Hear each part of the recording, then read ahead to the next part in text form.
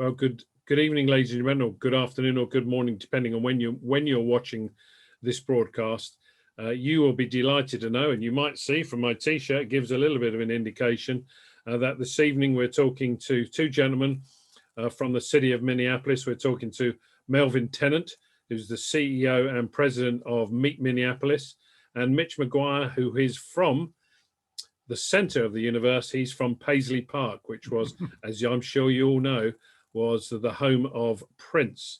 So in the pandemic, since the pandemic, lots has happened in the tourism and travel world, but lots has happened in Minneapolis. And Melvin, one of the big things which has had global effect, obviously, is the killing of George Floyd. How has that affected you immediately in terms of visitors, and how do you see yourself coming out of it? Graham, good to see you, and thank you for having us. But to answer your question, it was a true tragedy that George Floyd was killed last May in our city, and our entire community was traumatized and grieved together.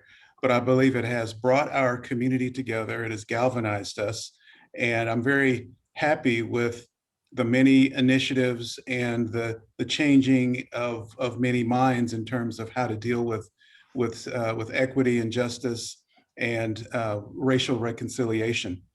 I would say that it has impacted us from the standpoint that with some of the news reports of the civil unrest that took place, that certainly was of concern to some folks. But I'm actually very encouraged because I'm aware of various stories of people that travel to Minneapolis specifically to see what we're calling the George Floyd Memorial, because people want to join us on this journey towards racial reconciliation and justice and equity. So it has served to distinguish us and to give us a more of an identity, if you will. A lot of people didn't necessarily know that much about Minneapolis, but now we really have a chance to tell our story now that we have the attention of the world.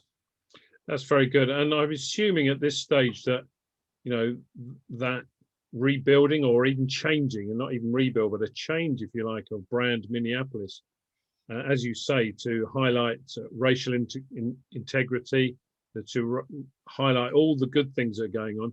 Tourism actually can be a powerful tool to help that along, can't it?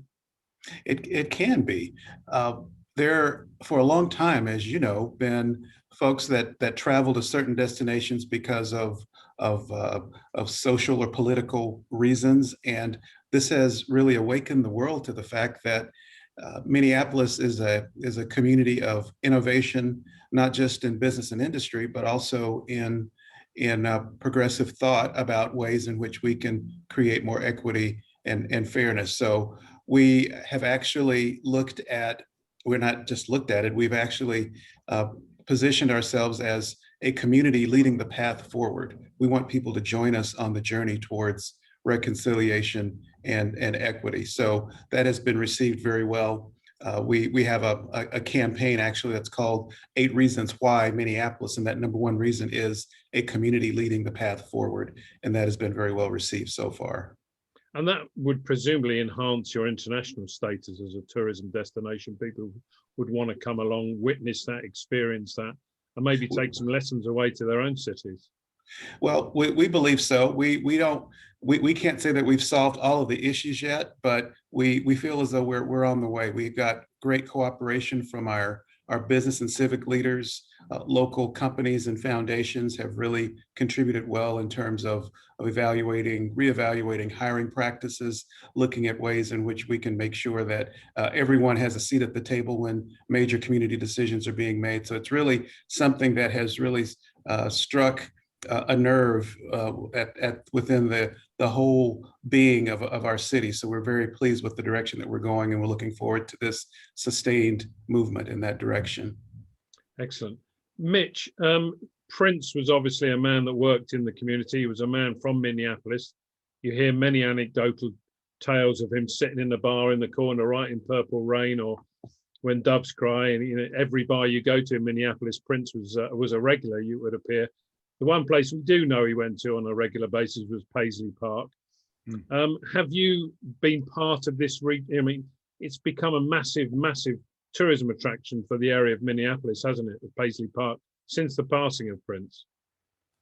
Oh, without a doubt. And it makes perfect sense because there's only one Paisley, and that's the Purple HQ for all things Prince. So I think one of the things that's so great about Paisley in general is we, of course, get people from all over the world who want to spend some time here. And they're coming here because they have that one mutually shared experience. But going back to your conversation with Melvin, I mean, what's great about the definition of tourism in general is you're taking folks from maybe their traditional environment, putting them into a new community where they're having new experiences, learning new things. And it's through that process that we learn and grow and begin to, I think, start to repair some of the inequities of our past. And what's nice about it as it relates to Paisley is even though these people are here because of Prince, what they find after spending some time together is there's more that binds them together than actually separates them. So an example of that might be when they're in the soundstage here at Paisley, and you might have an investment banker from Malaysia standing next to a farmer from Kentucky, but they're both enamored with Prince's 2006 Bentley Continental GT because it's a beautiful car. But they start talking and realize, you know what, they're actually motorheads. So now they're having a conversation about vehicles in general. So it's more than just Prince. Paisley is great for something like that. Prince is great for that.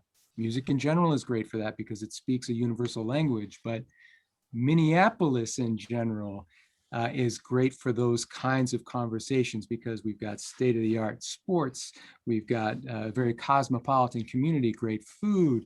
There's lots of things that I think will continue to bring people to Minneapolis outside of Paisley, of course. And that's, I think, sharing these experiences with one another, how we begin to, again, work towards a society that works for all as opposed to just a select few. Just to focus a little bit about it, and as we spoke before, and as you can see from my T-shirt, I am a Prince man, and I have been to Paisley Park. But for our listeners, maybe you could give me just a very brief overview of if I turn up at Paisley Park and have paid my fee to tour, what sort of things can I experience and see? Sure. Well, you're going to be fully immersed into Prince's creative universe. I mean, I'm paraphrasing, but he essentially described Paisley as being everything that he is musically. So it's basically the physical manifestation of all of that. So you're going to see those state-of-the-art recording studios where Prince created so many of the songs and albums that we've all come to love over time. You're going to see our massive 12,500 square foot Hollywood-style soundstage space where countless music videos were filmed over the years, but also, of course, home to all those late night epic Paisley Park jams over the years.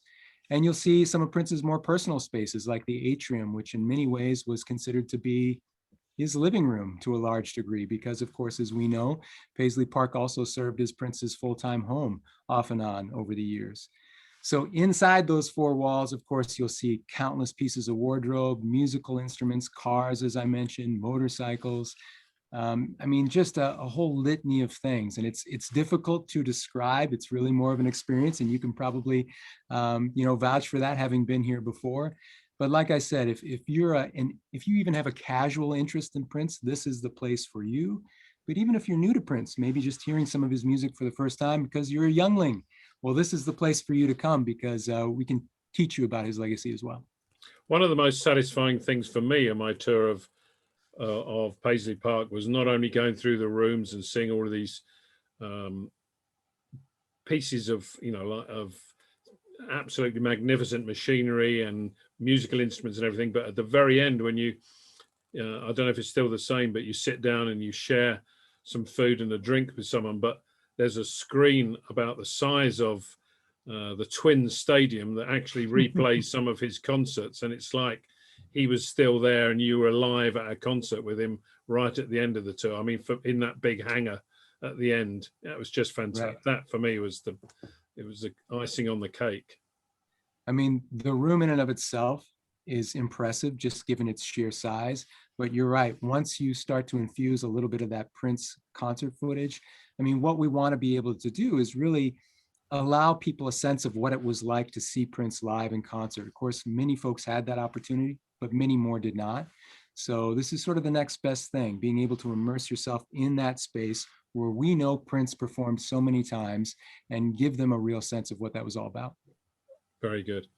Melvin, you spoke earlier about there's 8 things to come back to Minneapolis, to visit Minneapolis for.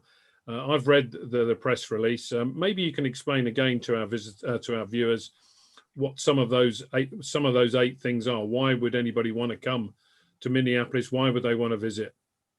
Well, you're right. It took a while for us to condense it down to 8 reasons because there are so many. But I would say Mitch referenced the fact that we are a cosmopolitan city, but within that cosmopolitan city, we have just a wonderful park system and green. And people are so amazed when they fly into Minneapolis and see how green it is. We have an award-winning park system. No home in the city of Minneapolis is more than 6 blocks from a park. So that's a very interesting phenomenon, and people don't really understand that we are a city that's leading the way in terms of the environment. So that's one of them. Certainly once you get here, it's easy to get around. We have a very diverse city, and I can talk about the diversity in a second, but things like our light rail, which can take you from the airport right to downtown Minneapolis. And actually all of our sports venues are somewhere along a light rail route, whether it's Target Field where the Twins play, or Target Center where the T-Wolves and Lynx play, to US Bank Stadium, Vikings, University of Minnesota. So we make it easy for visitors to get around. And of course, we want people to explore our neighborhoods, our cultural districts, because we have so much diversity from the standpoint of our indigenous people to our, we have a growing Hispanic population. We have the largest Somali population outside of Somalia. All of those are easily accessible neighborhoods to downtowns. We want you to get out and enjoy all of what Minneapolis has to offer. Between Memorial Day and Labor Day, we have literally multiple festivals every single weekend. Like this last weekend was the Stone Arch Bridge Festival.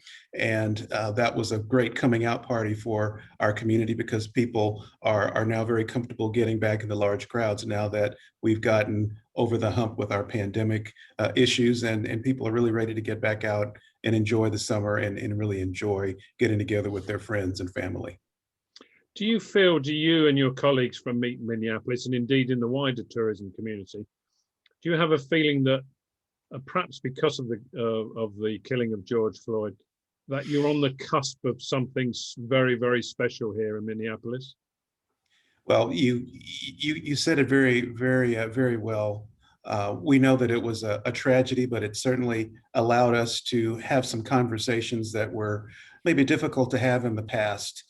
Minneapolis has been a tremendously successful community on a lot of fronts, but frankly, some of the racial conversations had not taken place, and now those conversations are taking place much more comfortably.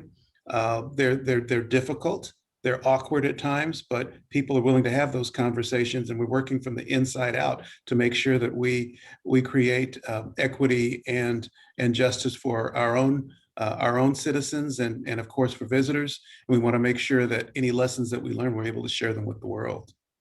Excellent. Well, gentlemen, I wish you both the very, very best of luck in your endeavors. I can't wait personally to fly back to MSP and enjoy some Minnesotan, Minneapolis hospitality.